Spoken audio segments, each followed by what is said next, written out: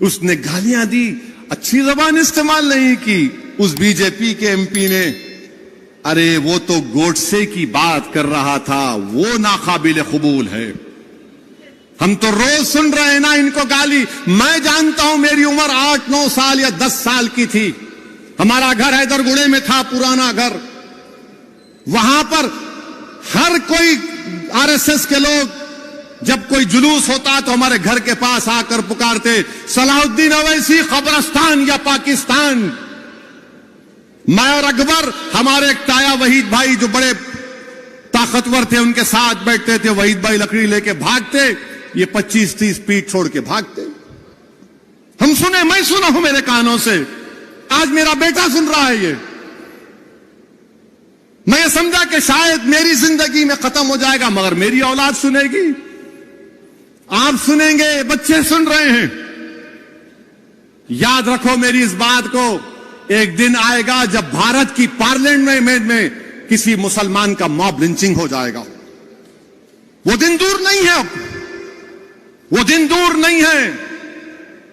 کیونکہ ہٹلر کی جب حکومت تھی تو ہٹلر کی حکومت میں لکھا جاتا تھا یہودیوں سے بچ کے رہو، یہ جرمنی کے لیے خطرہ ہے.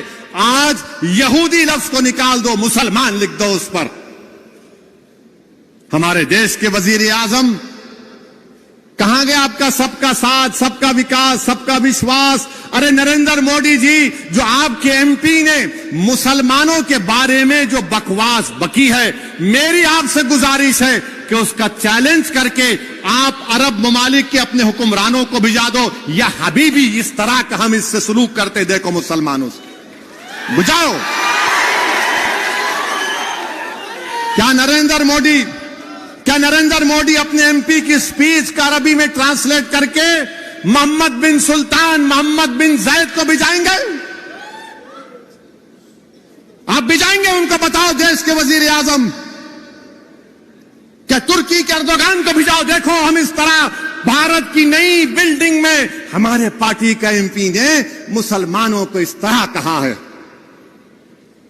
دیش کے وزیر اعظم کچھ نہیں بولیں گے. جنید نصیر مر گئے، وزیر اعظم منہ نہیں کھولتے.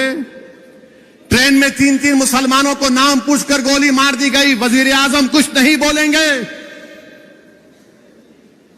پیٹا جا رہا ہے، ستارہ میں مارا گیا، کچھ نہیں. ارے ستارہ میں تو جو بچہ شہید ہوا، ارے دیویندر فڈنویس تمہارے آدمی نے جلوس کو نکالا تھا. تم ہوم منسٹر رہ کر تمہارا آدمی ستارہ کی مسجد میں گھستا ہے ماپ کو لے کر.